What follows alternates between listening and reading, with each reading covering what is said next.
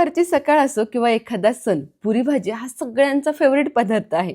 आज आपण बनवणार आहोत अगदी खुसखुशीत अशा टम्म फुगलेल्या पुऱ्या आणि त्यासोबत झणझणीत अशी बटाट्याची भाजी.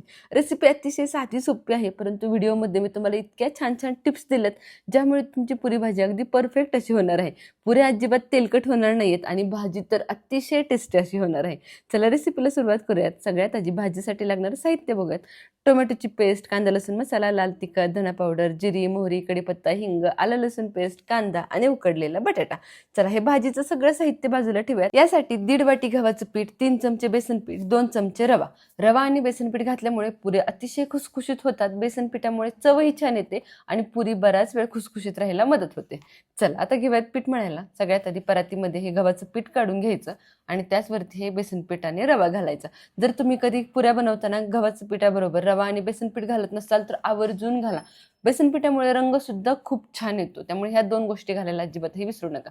त्यानंतर घालायचे चवीप्रमाणे मीठ आणि आता घालायचे कडकडीत तेलाचं मोहन. त्याआधी अगदी चिमूटभर साखर. साखर घातल्यामुळे पुऱ्यांना रंग खूप छान यायला मदत होते. चला तर या सगळ्या गोष्टी छान मिक्स करून घेतल्यात. आता यावरती तेलाचं छान मोहन घालायचे. यासाठी फोडणी पात्रामध्ये 3 चमचे तेल गरम करायचं. फक्त 3 चमचे तेल घाला. तेल खूप जास्तही घालायचं नाही आणि खूप कमीही घालायचं नाही. तेल अगदी मापात पडलं की तुमच्या पुऱ्या अगदी खुसखुशीत अशा होतात. चला 3 चमचे तेल छान कडकडीत गरम करून घेतले. हे कडकडीत गरम तेल पिठावरती घालून घ्यायचं. चमच्याने छान मिक्स करायचं आणि नंतर हाताने सगळ्या पिठाला हे तेलाचं मोहन छान चोळून घ्यायचं. यामुळे अगदी सगळ्या पिठाला छान हे कडकडीत तेलाचं मोहन बसतं आणि पीठ आपलं अगदी परफेक्ट असं तयार होतं. आता यामध्ये थोडं थोडं पाणी घालत पीठ छान घट्टसर असं मळायचं. पुऱ्यांचं पीठ मळताना पुऱ्यांची कणिक तिंबताना कधीही ती मऊ किंवा पातळ मळायची नाही, मीडियम घट्ट अशी मळायची. यामुळे पुऱ्या अजिबातही तेलकट होत नाहीत आणि खुसखुशीत व्हायला सुद्धा मदत होते. चला तुम्ही बघू शकता पीठ किती दाटसर असं मी मळून घेतलंय. तर अगदी ही घट्टसर मळलेली कणिक किमान अर्धा तास तरी भिजायला बाजूला ठेवायची. अर्धा तासामध्ये रवाही छान फुगतो, बेसन पीठ, गव्हाचं पीठ व्यवस्थित असं भिजलं जातं आणि त्यानंतर पुऱ्या आपल्या अगदी परफेक्ट अशा तयार होतात. चला पीठ मळून झाले, पीठ बाजूला ठेवूयात आणि तोपर्यंत घेऊयात आपली बटाट्याची भाजी करायला. बटाट्याची भाजी होईपर्यंत पीठ छानपैकी आपलं भिजणार आहे. यासाठी कढईमध्ये 4 ते 5 चमचे तेल गरम करायचं. आता यावरती घालायची छान खमंग अशी फोडणी. फोडणीसाठी अर्धा चमचा मोहरी, 1 चमचा जिरे, त्याचबरोबर 1/4 चमचा हिंग आणि कढीपत्ता. हे सगळे बेसिक आपले घरगुती मसाले आहेत. त्याची खमंग अशी फोडणी घालून घ्यायची आणि त्या फोडणीमध्ये घालायचं आहे आपल्याला आलं आणि लसूण. एक साधारण 2 ते 2.5 चमचे आलं लसूण छानपैकी मी इथे बारीक करून घेतलंय. खूप जास्त पेस्ट नसली तरीही चालेल, ओबडधोबड असं वाटलेलं असावं. आणि फोडणीमध्ये आलं लसूण घातल्यामुळे पुरी भाजीला अप्रतिम अशी टेस्ट येते. फक्त आलं लसूणचं प्रमाण थोडंसं जास्तीचं ठेवा, कारण या भाजीला आलं लसूणचा फ्लेवर खूप छान येतो. आलं लसूण थोडंसं हलकंसं परतलं गेलं की यामध्ये कांदा घालून घ्यायचा. एक मोठ्या आकाराचा कांदा छान बारीक चिरून घालायचा. मीडियम कांदे घेतले तर 2 कांदे घाला, कारण कांद्यामुळे आपल्या भाजीला कन्सिस्टन्सी अगदी छान येणार आहे आणि फ्लेवरही छान येणार आहे. थोडंसं मीठ घालायचं जेणेकरून कांदा लवकर शिजला जावा. चला आता अगदी मीडियम फ्लेमवरती कांदा छान मौसूद होईपर्यंत मी परतवून घेणार आहे. कांदा इथे आपल्याला खूप लाल करायचा नाहीये, परंतु छान गुलाबी रंगावर परतवून घ्यायचा आहे. तुम्ही बघू शकताय कांदा अगदी सुंदर असा मौसूद असं झालाय. आता यामध्ये एक मोठा टोमॅटो छान बारीक मी प्युरी करून घातलाय. आता टोमॅटो सुद्धा छान तेल सुटेपर्यंत परतवून घ्यायचा. इथे तुम्ही टोमॅटोची प्युरी घालण्याऐवजी टोमॅटो कट करूनही घालू शकता, परंतु टोमॅटोची प्युरी घातल्यामुळे भाजीला आपल्या कन्सिस्टन्सी अगदी परफेक्ट येते, कारण यामध्ये आपण कोणतंही दुसरं वाटण घालणार नाही आहोत. त्यानंतर घालायचे 1.5 चमचा धना पावडर, 1 चमचा लाल तिखट, 2 चमचे कांदा लसूण मसाला. पुरी भाजीला वेगळा कोणताही गरम मसाला वगैरे इथे मी घालणार नाही, फक्त कांदा लसूण मसाला आणि लाल तिखट घालणार आहे. ह्या 2 मसाल्यांमुळे टेस्ट ही अप्रतिम अशी येते आणि रंग सुद्धा खूप छान येतो. त्यामुळे कांदा लसूण मसाला आवर्जून घाला भाजीला, तरी खूप छान येते. चला हे सगळे ड्राय मसाले छान मिक्स करून घ्यायचे.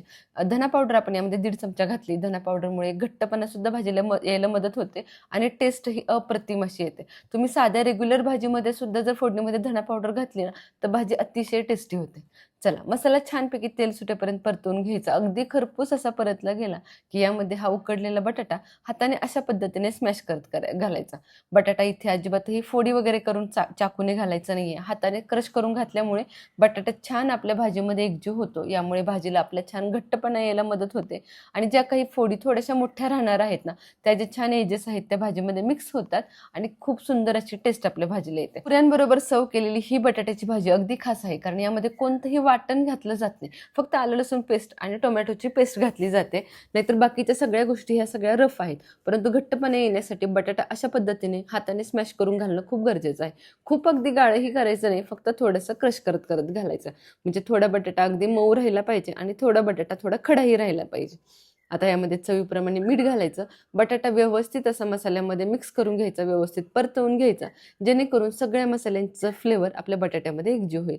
झाकण ठेवून एक फक्त 2 मिनिटाची वाफ द्यायची. 2 मिनिटाची वाफ दिल्यामुळे भाजीला खूप छान टेस्ट येते. आता यामध्ये घालायचे गरम पाणी. गरम पाणी आवर्जून घाला, थंड पाणी अजिबातही घालू नका. गरम पाणी घातल्यामुळे भाजीचा फ्लेवर आहे असा राहतो. जर तुम्ही थंड पाणी घातलं तर भाजी अगदी बेचव अशी होते, भाजीला अजिबातही चव राहत नाही. ही सगळ्यात महत्त्वाची टिप आहे, गरम पाणी घालायची. आता भाजी व्यवस्थित मिक्स करून घ्यायची. सुरुवातीला थोडीशी जरी पातळ वाटत असली तरी ती शिजल्यानंतर आणि थंड झाल्यानंतर भाजी हळूहळू घट्ट होत जाते. आता वरून कोथिंबीर घालायची, अर्धवट असं झाकण ठेवायचं आणि भाजी उकळून घ्यायची. झाकण पूर्ण ठेवायचं नाही, जर तुम्ही पूर्ण ताट झाकून ठेवलं तर भाजीची पूर्ण तरी निघून जाते. त्यामुळे अगदी अर्धवट झाकण ठेवायचं आणि भाजी आता किमान 4 ते 5 मिनिटं तरी छान उकळून घ्यायची. 4 ते 5 मिनिटांमध्ये भाजी छान उकळली जाते, थोडीशी घट्ट होते.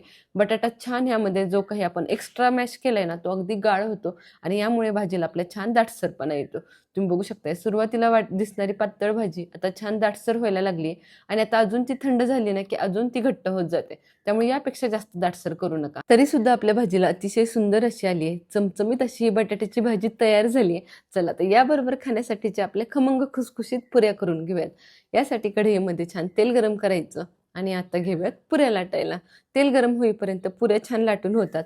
गॅस मी अगदी लो ठेवलाय, कारण पुऱ्या लाटून होईपर्यंत तेल छान असं तापणार आहे. आता कणिक घेऊयात. कणिक छान अशी भिजली गेली, तेलाचा हात घ्यायचा आणि कणिक परत एकदा छान एकसारखी अशी करून घ्यायची, थोडीशी मळून घ्यायची. अगोदर घट्टपणे कणिक मळली होती, त्यामुळे आता बघा तुम्ही अर्ध्या तासात अगदी सॉफ्ट अशी कणिक झाली आहे. खूप जास्त पातळही होत नाही आणि खूप जास्त घट्टही राहत नाही, मीडियम अशी आपली कणिक होते. आता याचे छान छोटे छोटे गोळे करून घेऊयात. रवाही अगदी परफेक्ट असा भिजला गेलाय, त्यामुळे नेहमी पुरी भाजी बनवताना सुरुवातीला पुऱ्यांचं पीठ भिजवून ठेवायचं, म्हणजे भाजी होईपर्यंत पीठ भिजायला मदत होते. चला आता पुऱ्या करण्यासाठी अगदी छोटे छोटे गोळे तयार करायचे, खूप मोठेही नाही आणि खूप बारीकही नाही. तुम्हाला पुरी किती मोठी करायची त्यानुसार हा गोळा करायचा. आता तेलाचा हात घेऊन पुरी छान जाडसर अशी लाटून घ्यायची. खूप पातळ करायची नाही, नाहीतर तेलामध्ये गेल्यानंतर पुरी तुमची फुगणार नाही. आणि पुरी लाटताना गव्हाचं पीठ किंवा मैदा काहीही घ्यायचं नाही. तेलाचा हात घेऊन पुरी अशा पद्धतीने लाटून घ्यायची. तेलाचा हात घेऊन लाटल्यामुळे पुरी अजिबातही तेलकट होत नाही. पीठ जर तुम्ही या स्टेजला लावलं तर पुरी आपल्या तेलकट होतात. तुम्ही बघू शकता किती सुंदर अशी पुरी लाटली गेली आहे. अगदी एकसारखी अशी लाटायची. अगोदर सांगितल्याप्रमाणेच खूप जास्त पातळ करायची नाही, थोडीशी जाडसर अशी ठेवायची. फक्त कडा छान एकसारख्या करून घ्यायच्या. आता याच पद्धतीने मी 3 पुऱ्या करून घेते आणि त्यानंतर पुऱ्या तळायला घेऊयात. एका वेळेस तुम्ही 2-2, 3-3 पुऱ्या करून ठेवू शकता, कारण एका वेळेस जरी एकच पुरी आपण तळणार असलो तरी एका वेळेस 2-3 पुऱ्या करून ठेवल्या की नंतर तळायला सोपं जातं. पुरी लाटताना ती चिटकू नये म्हणून छान अलटीपलटी करत लाटायची. तुम्ही बघू शकता मी दोन्ही बाजूनी छान अलटीपलटी करत करत पुऱ्या लाटून घेतल्यात. चला आता तेल छानपैकी गरम झाले. आता घेऊयात पुरी तळायला. तेलामध्ये पुरी सोडायची आणि छान चमच्याने थोडीशी खाली दाबून घ्यायची. खाली दाबल्याबरोबर पुरी अशी टम्म फुगून वरती येते. फक्त लक्षात ठेवा, पुरी सोडताना तेलाचं टेम्परेचर छान हाय असावं, तेल छान कडकडीत असं तापलेलं असावं.